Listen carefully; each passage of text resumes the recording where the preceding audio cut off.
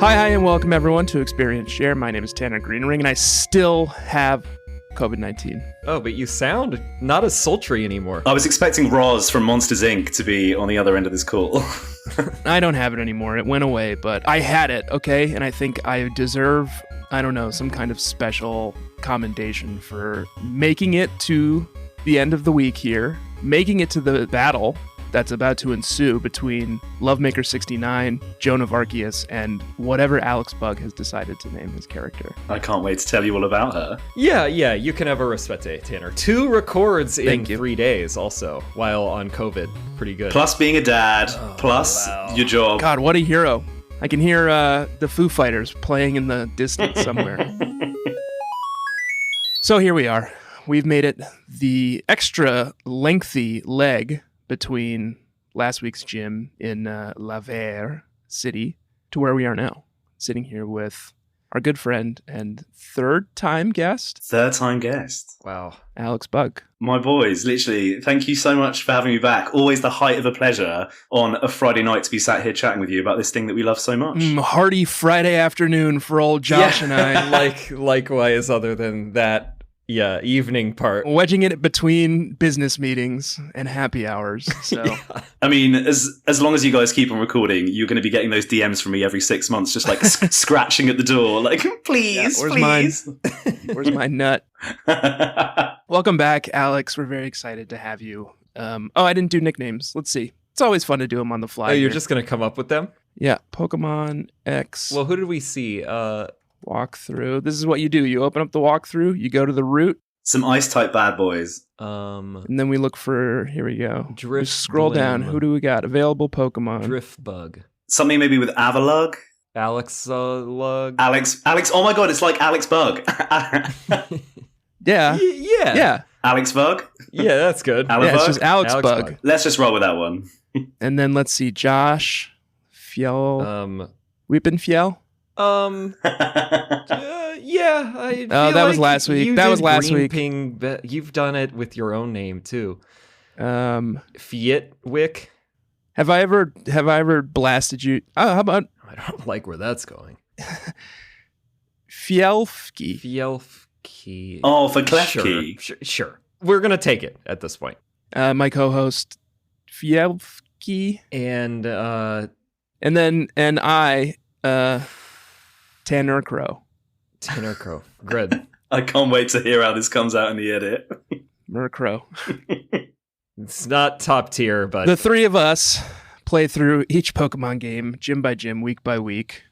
We are on Gym 7 this week. Anistar City and Anistar Gym. The frigid north. Little puffs of air as your overworld character walks around the map. That was a nice touch. But that's not where we started the journey, is it? No.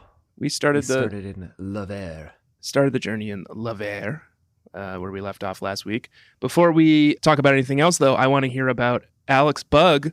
Who is your character this season, and how was their journey to Lavere City? I mean, first and foremostly, I love these games, honestly. I know that people rag on them for kind of being the point at which they became quite babyfied. Ooh, I have a scorching take about that. Give it to us.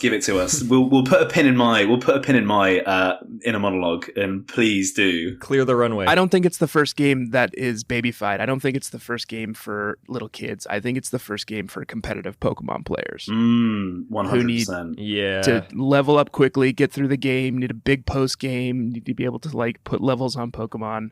There's just all these mechanics to make catching and leveling Pokemon very easy. Absolutely. That's a smart take, I think. It's all online too, so like there's an entire environment for competitive play. And with the super training as well, it's so easy to find all the kind of IV training spots as well. And we just got the O power on this leg was experience points boost or something.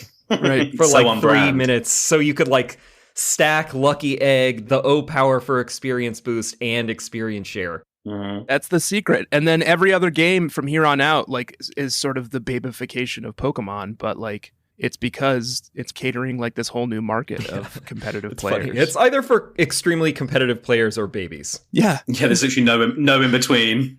Yeah. So that's my scorching hot take. All right. Please, Bug. Tell us. I just think that like the art direction is absolutely exquisite. The French geography of it all, and I think that there has never been another game since or before with a better Pokédex where you just get this glut in terms of the access to such amazing Pokemon so early on. So it is definitely kind of up there. I'd say kind of top 3 for me. I love the French people. I just think they're beautiful people. They have a beautiful language, beautiful culture. My co-host Josh has a slightly more challenging kind of take on the French people. I'm not that impressed. I'm curious, sort of as a Brit, Alex, what are your thoughts on France? Do you go often? Should I tell you what? I have never been to France before, which is awful. So I can get there by train. You're painting a picture of your stance on the French people. Not even open to the idea. No, as in just there has never been, I don't want to say never been an opportunity. Like, I never went there on holiday as a kid. I tell you what, I was supposed to go to Paris. I was supposed to take my husband to Paris for his birthday right at the beginning of COVID. And then obviously that got dumped all over. So I had all the willing in the world to see the capital. That's unbelievable. Just like usurped by the pandemic. It's right there. It's just like So it's your I think there's Idaho. A train that takes you most of the way. For Washingtonians, we just skip Idaho and go straight to Montana. So France is your Idaho. Is that what you're saying? Very that part. Yeah, lots of similarities. But no, I mean, I've said on the podcast before about how I love a themed team. Like I typically will do in like my normal kind of gameplays, a lot of transferring, a lot of trading as soon as I can. Yeah. And since this is like the first game that I'm playing with you guys that isn't the hellscape of a Nuzlocke run, I decided to do... that's right. I decided to do a monotype run with my beloved normal types. Oh, yeah. Oh, wow. There we go. Yeah, so, well, kind of with a twist. So I kind of wanted to use the bare bones of a character that was already established, like from the anime or from the franchise before. So someone who was a little bit more fleshed out. So this season I am playing as none other than the iconic rollout spamming brat herself, Goldenrod City's gym leader, Whitney. Oh. My fellow normal type advocate. Wow. And does this Whitney have a certain proclivity? Fleshed out is an interesting choice of words. Yeah. She might do. So in my headcanon in this playthrough, Whitney has heard rumor of this kind of mysterious new fairy type that so many of her kind of beloved normal types have, like, you know, Clefairy and Jigglypuff have lineage to. And so she's decided to leave the gym in the capable hands of the beauties and the lasses that work there with her. And she has gone off on her grand adventure to the Kalos region to find out more about the fairy types that are prevalent there. Wow. All right. Pretty strong canon. I see it. Yeah, wow. And there's plenty of I'm just waiting for the thorough affinity check, not really. just fairies, but plenty. Yeah, that route with the Go-Goat farm had quite a bit of a Miltank and a Tauros situation. Oh, yeah. That I'm sure she found pleasing, arousing. But that's what I mean. I mean, the game is so fantastic to be able to give you access to such fantastic, like a real, obviously I was kind of focusing more on normal and fairy types, but such a binge of amazing Pokemon so early on. If it was kind of like a regular playthrough, I love that you just have access to, you can have so many fruity variations of your team by the time you get to like Gym 2. Right. Well, and the beautiful part of all the like farming areas and like experience farming areas like Cafe La Ya, which Josh and I are like essentially part owners in now. You can like quickly level a new Pokemon onto your team too. So like you can get really experimental and bring a Pokemon like pretty far into the game before you decide if you want to use them. It is just baffling though that this game and Auras were the games where they decided to, like from this point onwards, they decided to make the experience share compulsory. It just, how on earth was there not that conversation in the development room where it's just like, maybe we should give them the option to turn it off? It worked perfectly well in Gen 6. Yeah. The compulsory aspect of like Sword and Shield is so baffling. It's just a button. Like, why not? Oh, you can't turn it off at all in Sword and Shield? I think that was the first gen where they did that, although I'm not positive. Wow. But you can't turn it off at all. So, Alex, any highlights from your trip across Kalos to this point? Like you said, Tanner, just purely because it has such a focus on competitive play and there being so many spots where you can, EV train your Pokemon, whether it's through super training or whatever, or even through like the horde encounters too.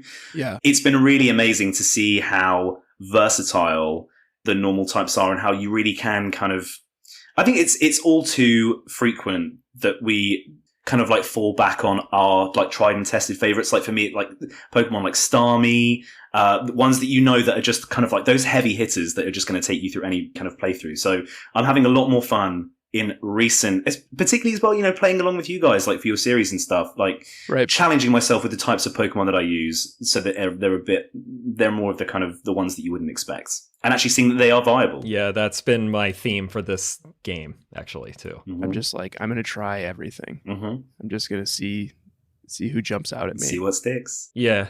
Like the only Pokemon on my team now that I've ever used before is Venusaur at this point. I mean, Bulbasaur's number one for a reason, right? Yeah. If it ain't broke.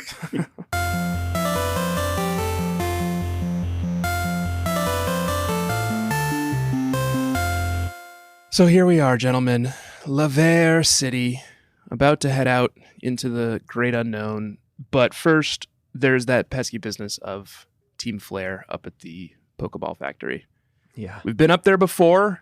There's a Team Flare grunt up there. Every time you try to pursue him, he says, there's adult business going on in here, scram. Kind of shoves you away. But now Shauna and Travis are up here as well. And they want to kind of bring the fight to Team Flare. So, I don't know. Did you rise to the occasion? Oh, yeah. I mean, I'm just amazed by the sheer number of hedge mazes in this region. Like every single fucking Unbelievable. Home and business owner seems to have some kind of maze and topiary out front of their house. They are working these gardeners to the bone. Alex, you got to watch Monty Don's French Gardens on Netflix. He'll walk you through all the French gardens, and they all have hedge mazes. They do love those over there. It's not surprising to me. Yeah. And they also make a point of like saying how, because you can talk to the workers, the like 2 or 3 that they have, that they're like, well, this facility is basically all automated at this point. Yeah. But like we did make sure to build out a couple of hedge mazes. There was room in the budget for that. Yeah. So yeah, you go inside, the entire compound has been taken over by Team Flare, and they give us a classic Team HQ like conveyor belt puzzle to solve. Oh, yeah. The PTSD of me getting lost in the Team Rocket's game corner hideout as a 6-year-old. Oh, I loved it. I was like, just echoes of Team Rocket. I thought, I'm really struggling with Team Flare this entire season. Like, I go back and forth constantly on like, do I like them? Do I not like them? But this kind of brings them back into my good favor. Yeah, they do some classic shit. Yeah. Mm-hmm. It's just that sometimes they go a little bit too far with their outfits. It's a dang caper. They're here to steal all the Pokeballs. Yeah, they want all the Pokeballs so they can just have all the Pokemon. Great. And these meddling kids keep fucking up our plans. It's obviously evil. They're doing harm, but they're not like hurting anybody. Just classic caper villains. I'm loving them again, guys. Yeah, this is a good scheme. Ba-da-ba-ba-ba. This was a good scheme. Pretty straightforward puzzle. You go in and defeat a bunch of Team Rocket guys, like flip the polarity on the conveyor belts, and then go take on the like 3 I don't know, what do we call them? The admins, I am obsessed with them. Oh, you like the nails, these the hips, the hair, the pose, gay icons if I've ever seen them. Well, these ones are, I think in so. Pride Month. So Celosia Team and Flare, like Celosia, Bryony. and Team Flare Bryony. Yes. Yeah. These 2 I liked. Yeah, there are these like, I don't know, they're like lieutenants, you know? Like the Rocket executives. Yeah. Yeah, they're not nameless admins with the bad outfits. These ones have cool purple or green different sunglasses and dyed complementary hair and like suits. The hair and sunglass combos look great together along with the orange suits. Yeah. I'm into them. Gosh, they're back, huh? Team Flare is back. But they're pretty easily vanquished. They have the kind of like bad Liepard Team Flare Pokemon that you would expect. Super easy, crushed. Yep. And then before you can really get too far, Serena/Calum want to taste. Why don't you just give up, man? Break a chunk off and let him have a taste. And then that's it. Right? Yeah. No, this is where we fight with them. We fight against them later. I think it's both. We fight them also. Oh, we fight them here too. Mm-hmm. There's a lot of fights with the rivals on this. Yeah, we on have to this fight leg. them again before the gym too. And it's like, Yeah. you don't change up the strategy, guy. You have any idea how much it cost me to bring these 3 simi monkeys to Cafe La Yeah to get them up to your level? Yeah. But that's it. Puzzle solved. Caper vanquished. Mm-hmm. And we're on our merry way. Now the Team Rocket, Team Flare grunts, Freudian slip. Team Flare grunts who were blocking access to Route 15 have slunk away. So we have access to Route 15, which is a lovely little... Really quaint, isn't it? Really charming. Lovely little pathway. What's it called? The Brune Way. Brune Way. Yeah. Leaf covered.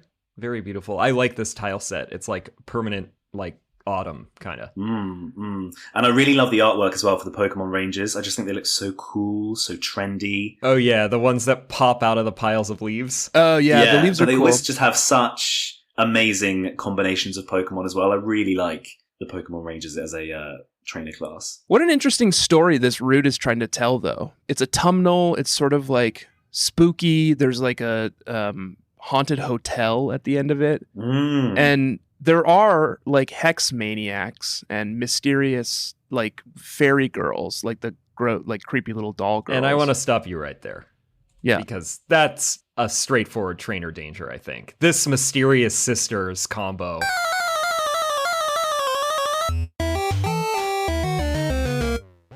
A hex maniac and a fairy tale girl? Oh yeah, Rune and Rhyme. And it's like baffling. Emo girl, and then like a sort of like disturbed, like little pretty princess like girl. It's heavily implied that the fairy girl Poké trainer type is like living doll. I agree. Yeah. Like an enchanted doll. She's reanimated by this hex maniac. Yeah. These two are creepy. You encounter a couple. These first two are like Rune and Rhyme, and then there's a couple more at like the next route. But I did not like the vibes that you get from these mysterious sisters. Yeah. Their little illustration is like the most disturbed I've seen. You're not the only one who's creeped out by him because everyone keeps calling the Rangers out to do something about it. Yeah, all the Rangers are out here trying to lock them up. So yeah, I don't know. What an interesting story to sort of glean from this whole area. And then there's just terrible Pokemon. It's like the worst of the worst.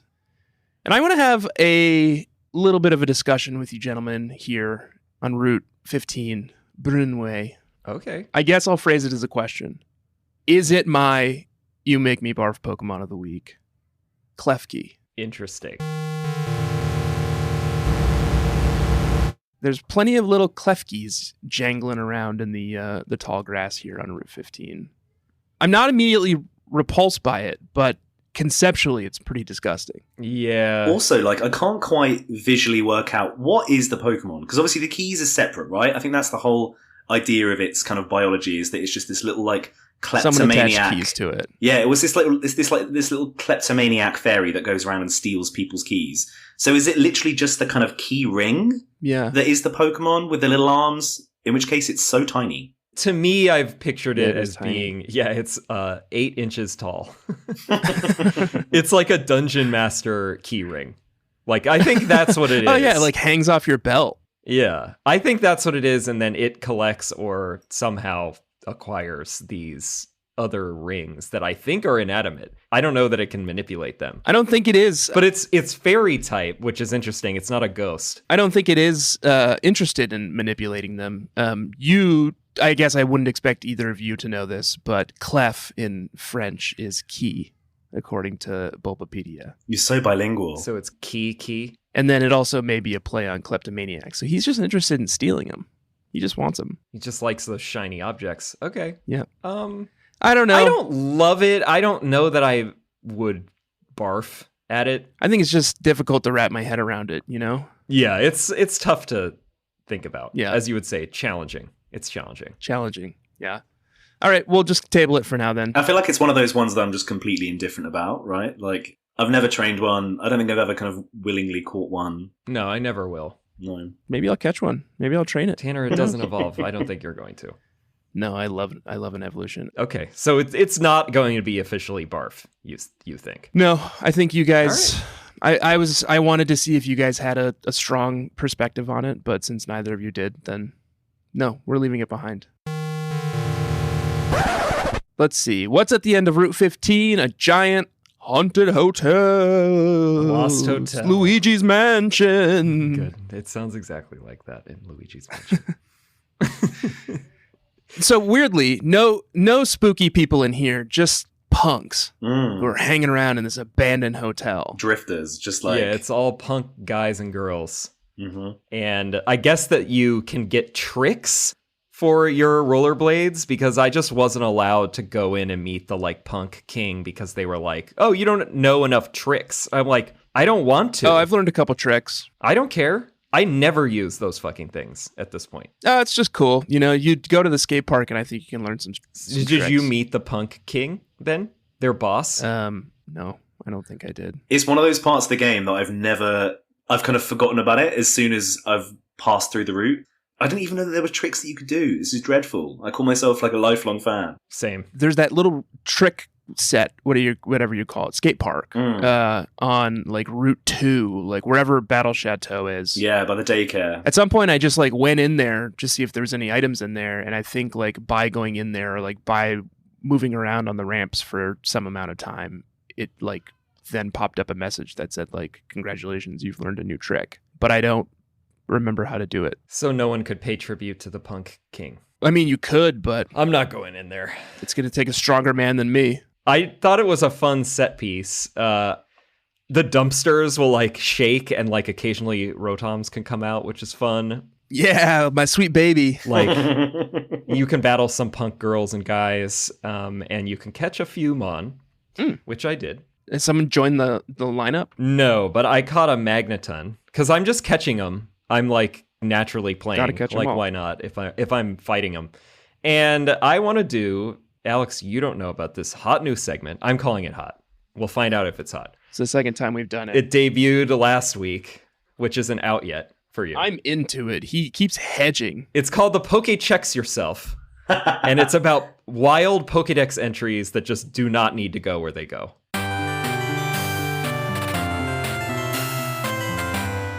This one for Magneton says, for Y at least, it generates strange radio signals. It raises the temperature by 3.6 degrees Fahrenheit within 3,300 feet. Wow. That's not a mile, but it is more than a kilometer for you, Alex.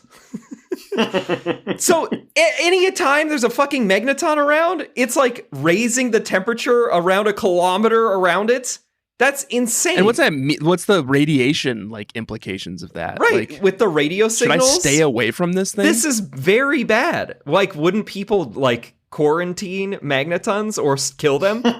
Yeah. Like they're raising the climate change by a fucking Magneton. We don't need this. And what happens when there's multiple in one place? Is it exponential? Probably. Like- That's what happens at factory farms, That's Josh. crazy. It's just like, why does it just doesn't have to go there. It shouldn't be that. Think about the implications of this thing roaming around. And they're not endangered. There's a lot. There's a lot of them. Yeah, there's a ton. On the back of this new segment, one of my favourite team themes that I've ever played with one of the guests on my own podcast was Pokemon with the most batshit crazy Pokedex entries, and some of them are just so dark.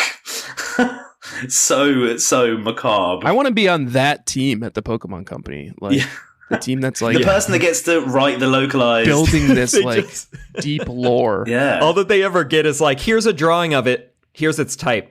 Figure it out. Off you go. Yeah. Whatever you want. Fucking just go nuts. I don't care. Nobody's checking this. There's no copy editing. I think Cacturn in Ruby and Sapphire. So really early on, it was like it stalks humans through the desert until they are completely exhausted and then pounces on them when night falls. Like, how sadistic for, like, I don't know, 8-9-year-old me to be reading that at the time. Oh, yeah. Oh, and I'm reading ahead, so this is Omega Ruby, but for Magneton, it actually comments on what we were kind of riffing about. So Magneton emits a powerful magnetic force that is fatal to mechanical devices. Okay. As a result, EMP. large cities sound sirens to warn citizens of large-scale outbreaks of this Pokemon. So Magneton is a fucking terror. A nightmare. They have sirens for this thing. There are a couple that I can remember from this playthrough that I did with Dory, my guest. The one for Gorbis is, Gorbis lives in the southern seas at extreme depths. Its body is built to withstand the enormous pressure of water at incredible depths. That's why it needs those seashell bras to protect itself. Yeah. Although Gorbis is the very picture of elegance and beauty while swimming, it's also very cruel. When it spots prey, this Pokemon inserts its thin mouth into the prey's body and drains the prey of its body fluids. Whoa! Yuck. So dark. Yuck. That's awful. For the most forgettable Pokemon. She's not forgettable. She's got those bazongas that she has to cover Yeah, up. we both remembered the bazongas. Yeah. It's like the sharks in Dollywood, right? Sharks with massive tits that we were talking about last time. Yeah. That's disturbing, though. It's a succubus, basically. Anything else in Lost Hotel, gentlemen? No, not for me. Route 16 or the Melancholy Path? What a bummer of a game. Yeah. This whole sequence, this whole leg that we're on is all haunted hotels and spooky forests. This one truly is spooky, other than the roller skaters who are just kind of in the area. We're back to more kind of like spooky girls and rangers, but there's plenty of Mon? little ghosties, Yeah. little ghosty mon in the tall grass. Ooh, yeah. The one that I want to talk about is Joshy's Sweetie, which is Pumpkaboo.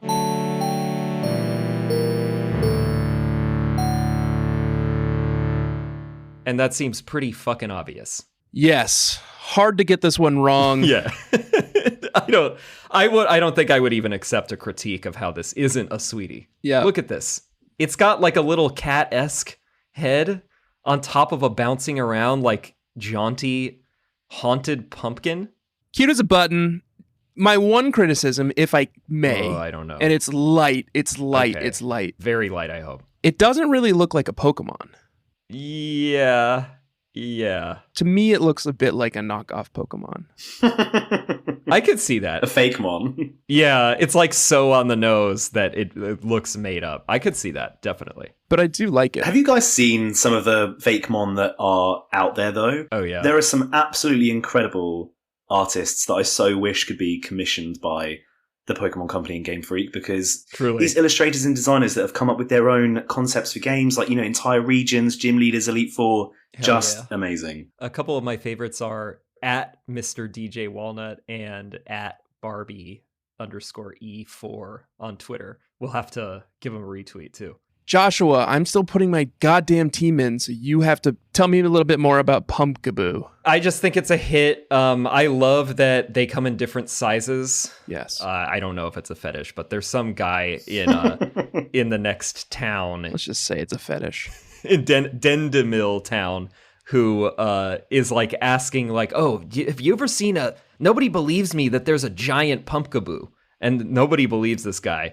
And I guess I don't know what happens. I did not encounter a supersized Pumpkaboo. I only found like a medium one, but I think that Does it's it just funny. affect the weight, or does it like manifest some other Does it have way? like better stats or something? I don't know. Yeah, it buffs their attack and hit points, I think, at the detriment to its speed.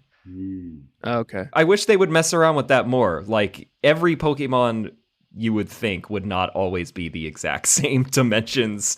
Yeah, and absolutely. weight and everything. And I think it's smart, and I wish they would do more with this, where they change the stats based on the size of the Pokemon. So I liked that. I'll say as well. this too. Innovative. I'll say this too. I think it loses a little something when it goes up to Gorgeist, but not much. I think it still looks pretty cute. I don't mind Gorgeist, but I love Pumpkaboo.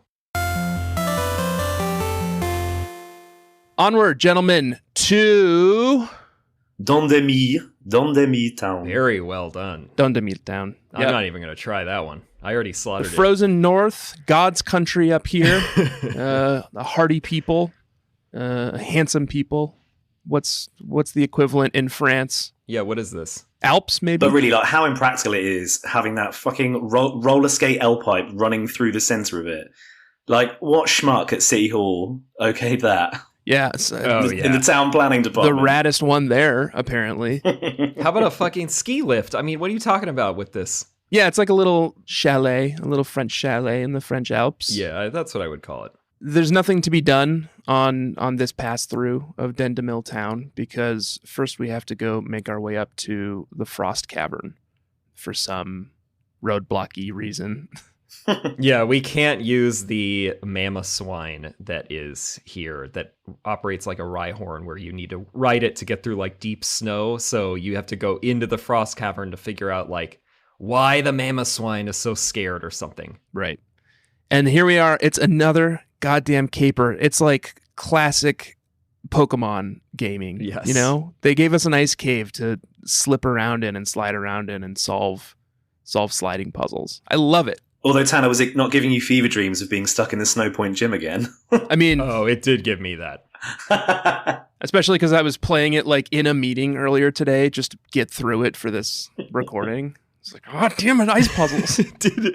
I was going absolutely mad because there's a fucking like one corner on like the third floor where you can go down go down and then you end up in a corner or something of the second floor, and there's a yellow Pokeball, so you know it's a TM, and it's just a square room, and it seems like on first glance or / like 15 minutes in there for me that you can only go around the corners because there's no like stalactite in which one is it? When they're on the ground? I don't remember. They hold on tight to the ceiling. Good. So might. Yeah. So stalagmite. And it might reach the ceiling. But there aren't any that are in the middle of it, so you can't like...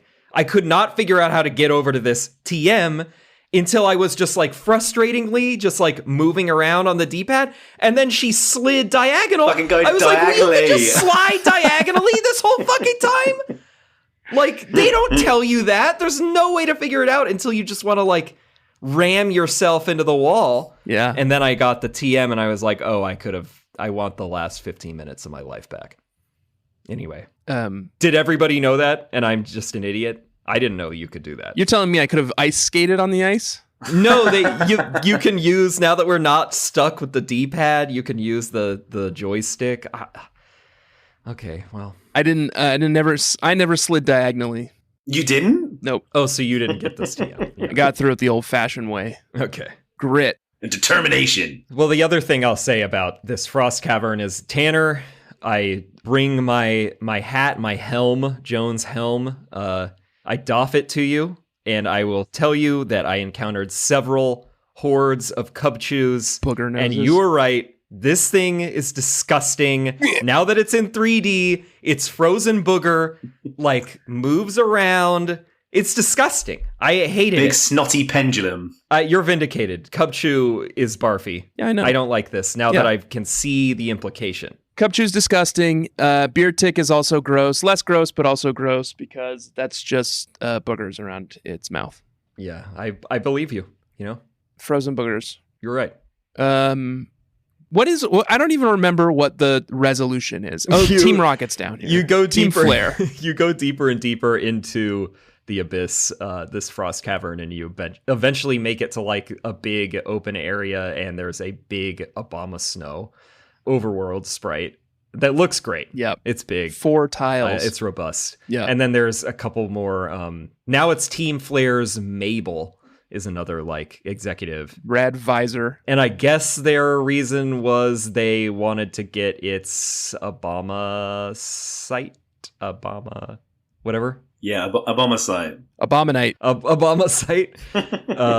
So it can mega evolve, and I looked up its mega evolution, and it looks really cool, and it's making me think about bringing an Abomasnow back into my team. Interesting that you're all of a sudden making all these decisions about bringing ice types into your team after I told you last week that I have 2 dragon types. Well, I have an ice type. I have Aurora. So interesting. So it's only replacing an ice type with another ice type. I'm assuming Abomasnow has 1,000 times the hit points and defense. The mega version is a lot better, yeah. But then I would have to replace Venusaur too. I'm not going to have like 2 grass type. The implications are will be a lot to deal with in the end game here. You're stream sniping me. You're taking advantage of the knowledge you know from this podcast. Yeah, that's right. Also, did you guys seem to think that literally every item in Frost Cavern was an ice heal? Like, I feel like in 25 years of playing, I can confidently say I've never used an ice heal. There was a ton of ice heals. And yeah, it's the most useless one.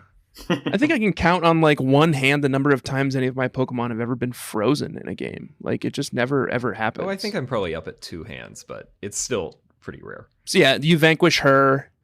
You fire off an escape rope because no way you're going all the way back up. Oh, absolutely not. through all those ice puzzles, which apparently weren't puzzles. And you get that Obama site as a gift from the Obama snow, although you can't capture it. It does give us access at last to Route 17. The Piloswine thing works just like the Rhyhorn thing did previously. So clunky. Except you're going through snow this time. So fucking clunky. God. Yeah, it stinks. If only they could all be as life and springy as the Go-Goat ride in the farm. You can go, like, explore and get items. I absolutely did not.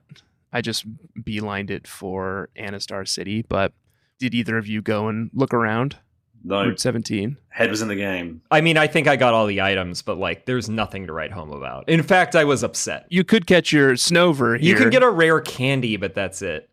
Yeah, you can get Snovers, Sneasels, and Delibirds. Delibird, another completely useless Pokemon that no one has ever thought about since. Absolutely not. Yeah. It's like Smeargle, like one of those Gen 2 kind of gimmicky ones that at the time were really cutting edge, but now just in the bin.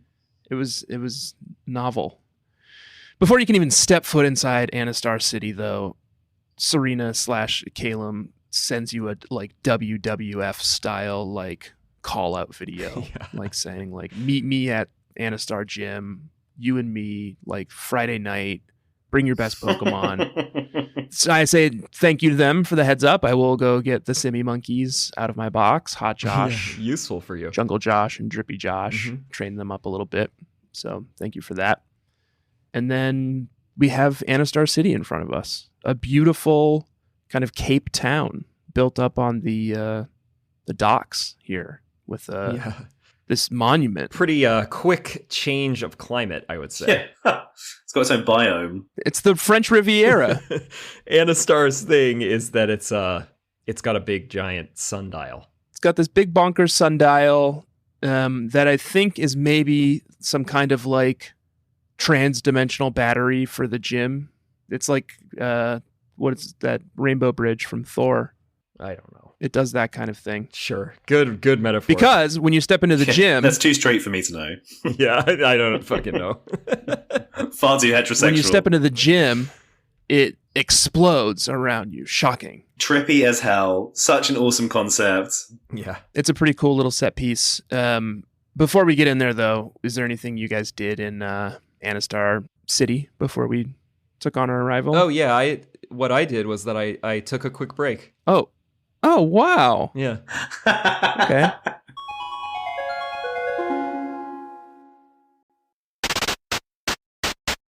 All right. Welcome back, gentlemen. As I was asking Joshua, did you do anything in Anistar? Not much. There is not very much going on here. I talked to some girl who can reveal memories of Pokemon. Yeah, cherished memories between you and your Pokemon. A little impressive. Like, it's basically a gimmick to reveal, like, you know, where you caught your Pokemon and some of the specifics around it, like the Pokeball type, and like, it felt excited or whatever, but I tried it on one of my Wonder Trade Pokemon, and that was impressive because she told me that the golem that I got from Germany was caught in a cave, and it was caught by a Pokeball, and it was caught by Vito. Oh, Vito. Like, it remembers the trainer info. Oh, amazing. From this Pokemon from Germany.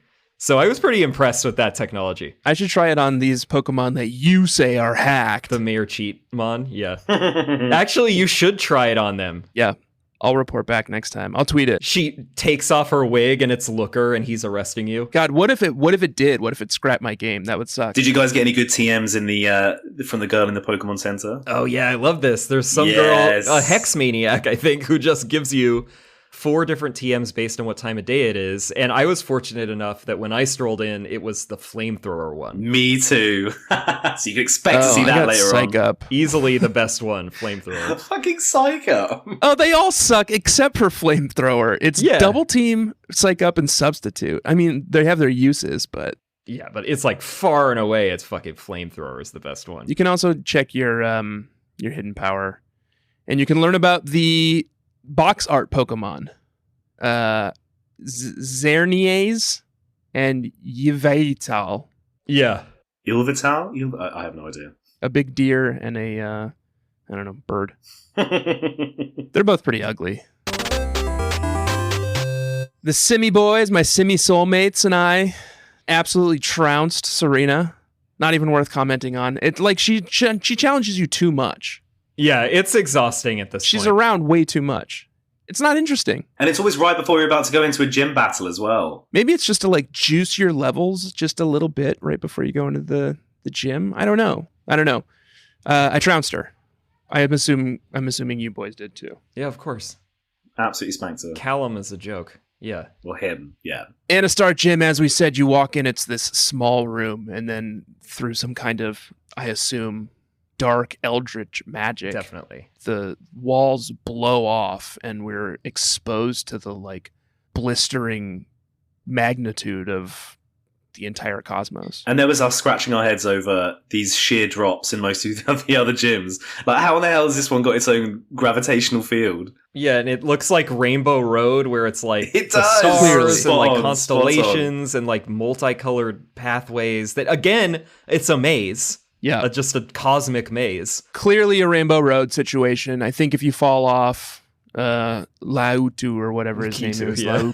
Lakitu flies down and grabs you and brings you back up. I should have tried that, yeah.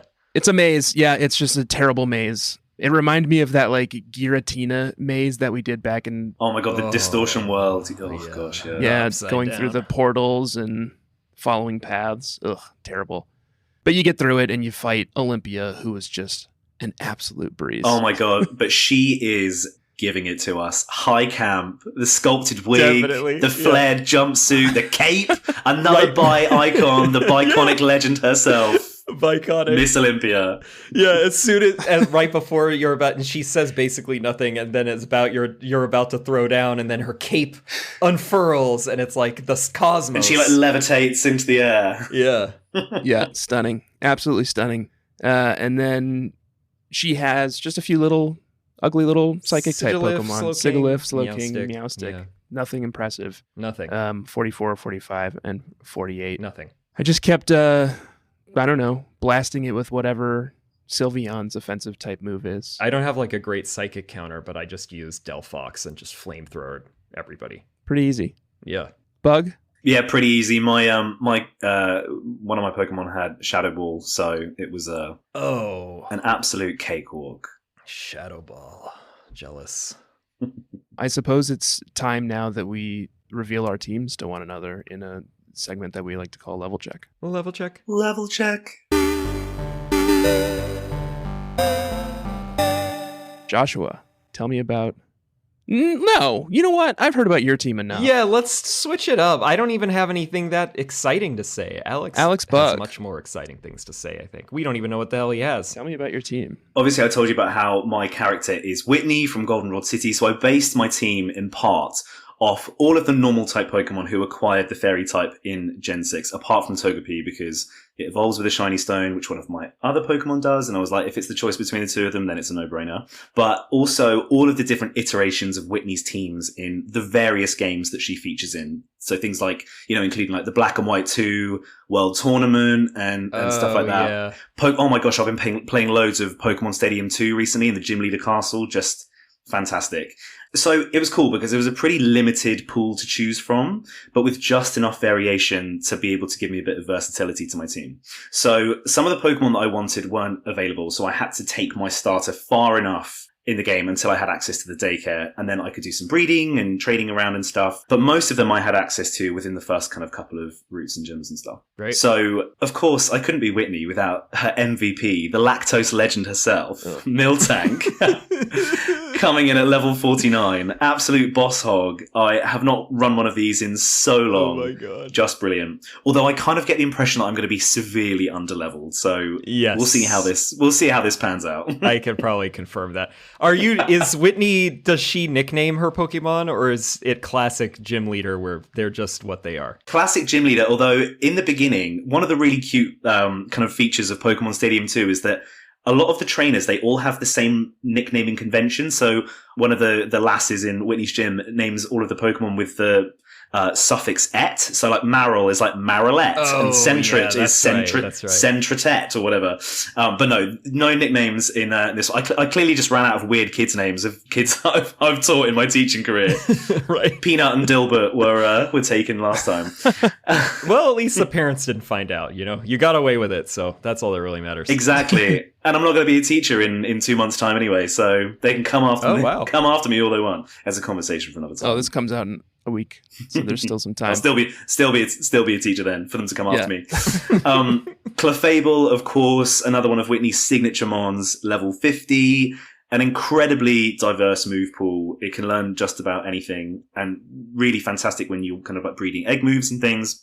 Next up is Gramble, another one who transitioned from normal type to fairy type in Gen 6. One of my all-time favorites, like ever since the days of the anime. I don't know if you guys can remember, there was this character called Madam Much Money in the Johto series, and she was this kind of aristocrat who had this pet Snubble who babied and everything. But absolute beast, level 53. Another one who I have never run before because I think there were just so many other like better normal flying jewel types. But Dodrio, level 54. Very strong, very fast. This was probably the longest running on my team, like caught way back around kind of like the roller skate park after Lumio's. Dodrio, yes, Dodrio. Interesting. I've always been kind of intrigued by running a Dodrio, actually, with Tri-Attack, Drill Peck. Yeah, Drill Peck is those are classics. One. I'm sure its moveset is even more diverse now, but Drill Peck, wow, what a move. Wigglytuff, level 51, one of my OG faves, along with Starmie. I would definitely have one of these on my team in real life, especially now that it's dual fairy normal type.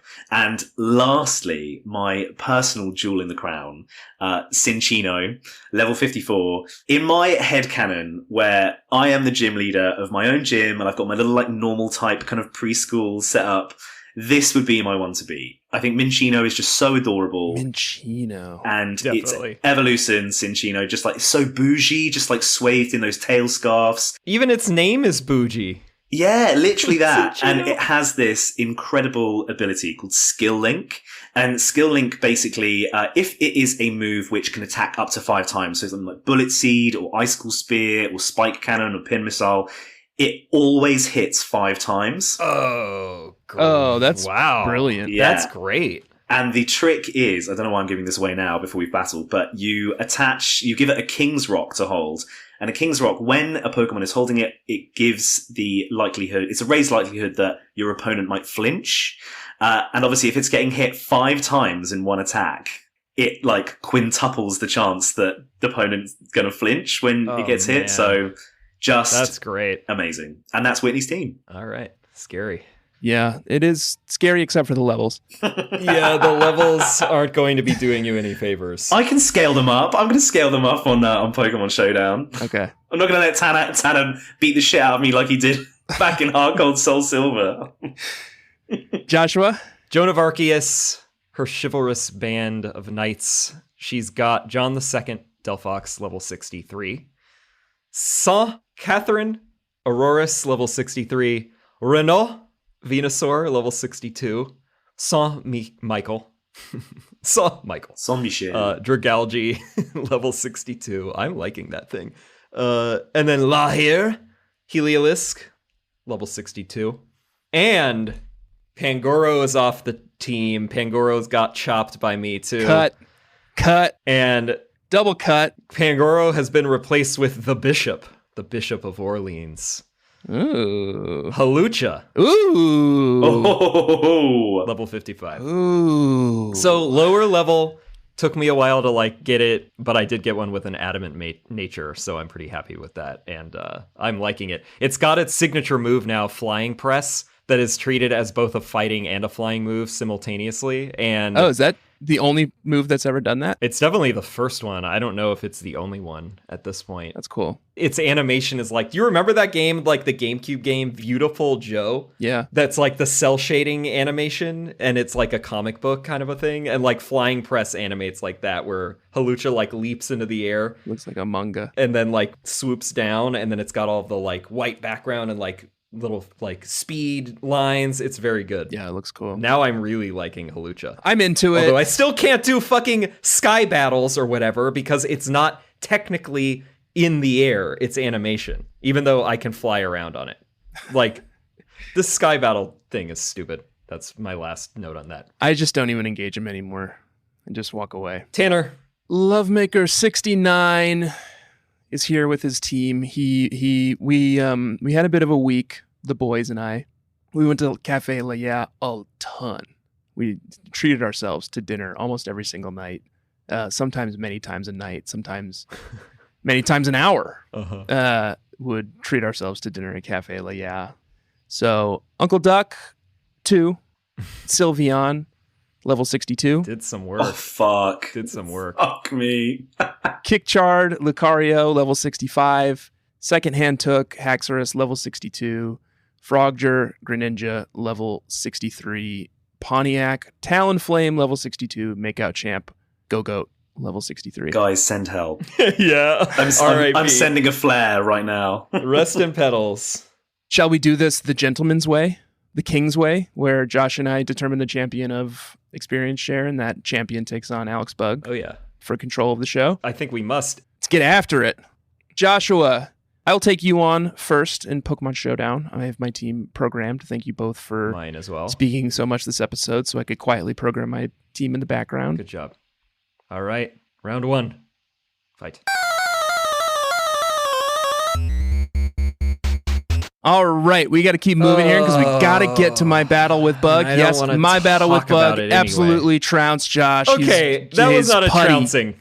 That was not a trouncing. And I thought I was I have gonna no win. fingernails left. I have no fingernails left. No, it was a very close game. We did play with Anything Goes, so we could both do our Mega Evolutions, my Venusaur and Tanner's Lucario, and both of them were very interesting. Yep. Lots of poison play on my team, actually, because the fairies, Lots of poison play. your Greninja got poisoned and got down to 8%. The last one was me and Dragalge Yep. versus Frogger. And my only other active Greninja. Pokemon is my Sylveon, who's only at 10%. Yeah. So very close. And my Dragalge made it to 1% and would have been able to kill the Frogger, the Greninja, and then it flinched because of extra sensory. And Sylveon had like 10% health, and it would have been super, like the Dragalge's poison attacks would have been super Sludge effective bomb. against Yep. it. It was the most tense battle I've ever experienced. the two big swings were Sylveon skill swapping Thick Fat away from Venusaur so I could really lay into you. Yeah, that was great. And you forgetting that Frogger is I dark type. forgot that Dark Greninja's type, yeah. dark We all type did. and my psychic didn't work from Delphox, so that was probably the nail in the coffin. All right, Joshua. We'll hear from you after Alex and I battle. Yeah. And then we'll talk about the results of that battle. Hopefully we can retain ownership of our podcast. Please, Really, please, Tanner. it's a legal nightmare. I have no idea who it even belongs to anymore, but we'll figure it I out. feel like we've had a good season. We're on the up and up. Like, we really got I to know. keep it locked down. I know. All right, let's battle. Alex, I'll find you. Round 2, fight. Alex. Guys, I won. With 5 of my Pokemon What a match. still in play. It's like your team was built to take my team down. It's the power of the normal type, see? Well, dual normal fairy, but The two fairies were instrumental against Haxorus. Your Dodrio was a beast. brilliant against my Go-Goat, amongst others. I made the crucial mistake of forgetting that Greninja is dark this time. Matchup mayhem. Matchup mayhem. Matchup mayhem. Matchup mayhem. And you landed a pretty hard, dazzling gleam on him. Just well fought all around. There was nothing I could do. I was chaff. I mean, guys, as a caveat, Tanner did very graciously let me increase my levels by 10. There was some... But you were still under me. They were still under level. As in, like, there was still... my highest one was, like, still lower than Tanner's lowest one. No, it's just But it's a beautiful team. honestly, It's a work of art. I'm very proud of them. They've worked very, very hard. Yeah. The good boys and girls that they are. Congratulations. Josh, anything you want to say? Good job, Alex. Thanks, Josh. Josh had to leave. Yet again, this is becoming a bit of a common thread now. I'm wondering if it's me. It's fucking getting personal. It is you because you are 5 hours behind us. Yeah, you guys are very graciously interrupting your workday just to... He had to go to a happy hour. Don't feel bad for him. Cool. Well fought. The control of the podcast is ceded to you. Please don't do anything we wouldn't do, and enjoy. I promise not to run with scissors. Thank you. Thank you for joining us, Alex Bug. You have your own podcast. It's called Gotta Snatch 'Em All. Please tell the bug catchers about it. Please, I would love to. So I have my own Pokemon podcast, Gotta Snatch 'Em All, where I chat with notable members of the queer community all about our lifelong love of Pokemon. We do some battling too, which is always super fun. You can check out some of my interviews with some of the Drag Race girls, a couple of Twitch's most notable Pokemon streamers. You can go and find it on most podcast platforms. And the best way to find me is on Instagram at gottasnatchemall.pod. And I also, shameless plug, I have this sort of goes back to the conversation earlier on about how I'm leaving teaching. I have just started my own gender-neutral manicure business. Oh. Yeah, so that's my fruity little, I turned 30 and I just thought, do you know what? Why not? Which you can check out at Put It In Neutral. I put it in neutral with full stops. Do you call them full stop? No, you call them periods, don't you? Periods. Put.it.in.neutral, NUDETRAL on Instagram. Even if you're not in the area, a little like and a little follow goes a long way for small businesses like me. Yeah, hell yeah. So please do go and check it out. Very fun. Yeah. Creative pursuits. Love it. What a busy man you are. And I also, can I just say one more tiny thing? Yeah. So I have just released a children's book. So look at him, unstoppable. So I've been working on it for 4 years. It's going to be available in the next week or so on Etsy. I'm going to post about it on my own podcast Instagram page, but also on the Nail page and anywhere I can, basically. But I've been working on it for 4 years. It is a really lovely, whimsical story. It's called Hamish Le Fig, the wig-making pig. And it's about this gorgeous, cartoonish little pig who makes wigs out of weird and wonderful, wacky things. And it is just a heartwarming story all about how it's not what's on our head, it's what's inside our head that counts. And so you'll be able to buy it on Etsy. I can ship it worldwide and stuff. Lovely. Again, it's like a little creative pursuit that I've worked really hard on for the last 4 years. I would love for it to be able to get up off the ground. Every little sale counts, really. So yeah, thank you so much. We'll tweet about it, so bug catchers can find it at EXPSharePod on Twitter and Instagram. We'll put it in both places. So thank you. Go buy it. And next week we have Steve from It's Super Effective on. He's going to join us for the 8th and final gym, going head to head with Wolfric. Anything else, Alex? No, just that for the moment. Okay. just those 4 plates that I'm spinning at the moment. But well, thank you again for coming on, and thank you so much for, I guess, handing my ass to me. It's really humbling. You were owed one back, right? Yeah. Please do rate and review the show on Apple Podcasts. Please do follow the show everywhere that you follow podcasts, and do follow us on Twitter and Instagram at EXPSharePod. And follow the subreddit, reddit.com/r/bugcatchers. You can have fun with the crew there. I don't know what goes on there. I'm sorry, I don't use it all that much. Reddit confuses me sometimes. I should be better about it. Please do buy the merch, expsharemerch.com, and check out Josh's new website at expsharepod.com. That's it for us. Alex Bug, thank you again for joining us. Thank you so much for having me. We're going to have to figure out an approach to our iconic end here, but I'm just going to leave it in your capable hands, and I'm going to say, Alex Bug, Bug Catchers, goodbye. So I was tasked with trying to translate "smell you later" into French, and I'm going to absolutely butcher this pronunciation, but it's "te senti plus tard." You did "te senti plus tard." Did a better job than Josh would have. Goodbye, bug catchers. Bye, guys. Oh, I forgot he's dark. Josh is going to be so proud of me.